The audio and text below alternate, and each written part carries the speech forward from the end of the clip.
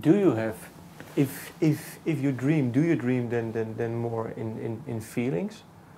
Or do you have for you something that you can say that is an image? I mean, you know, I call it sound images. I don't know, you know, image I think is kind of a strange word because it refers to pictures. And, you know, I don't think about, for instance, what someone looks like. No? When I talk to them. I couldn't care less. People say, you want to touch my face? I'm like, no, not really. I couldn't care less, really. I what care is it for you then? What is it for you? What people say, what people, how people behave when I talk to people. That's the impression I get. And not what they look like. And because I've never, if I had seen in my life and then lost my sight, I'm sure because I've talked to my brother about this, he had his sight at one time, or some sight. When? He had it until he was about 15. Not tons of sight, but he had sight. Okay. And so he has pictures and tries to draw a picture of what somebody looks like. I don't. And it's not important to me. And just for you, do you want to see? Not really. Does your brother want to see? Yeah, I think so. I once I've sort of accomplished my life's goals, I might want to try seeing if I could. What is then what is your life's goal? Well, you know, make some good, successful records. You know, get my sort of settle down. You know, do Pick what somebody up.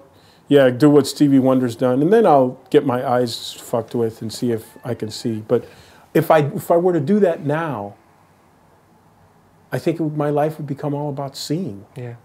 And is it for you, you were saying doing what Stevie Wonder has done? Meaning, yeah, I mean just... making 3 or 4 classic albums. Incredible albums, you know, being wealthy beyond his wildest dreams and, you know, doesn't have to worry about that aspect of it anymore, has made some great albums that are both commercially successful and artistically successful. Yeah. My last question, your producer, well, he passed away. Yeah. There's something you wrote in a diary entry. I thought it was a nice image. I'm sorry for the word, but it's Arif taught me to fish instead of going fishing for me. Can you explain? Yeah, absolutely. You know,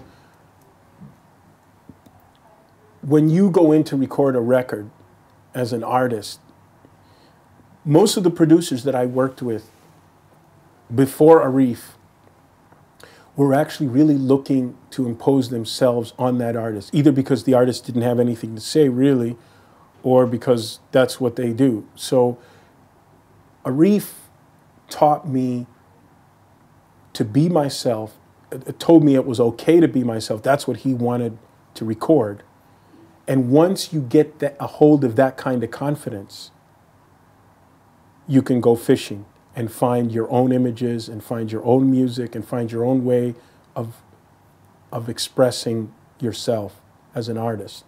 And you don't need the A&R and the record label and the producer and everybody else telling you what you should write. So that was a turning point too then? Absolutely. Okay. Well, thank you.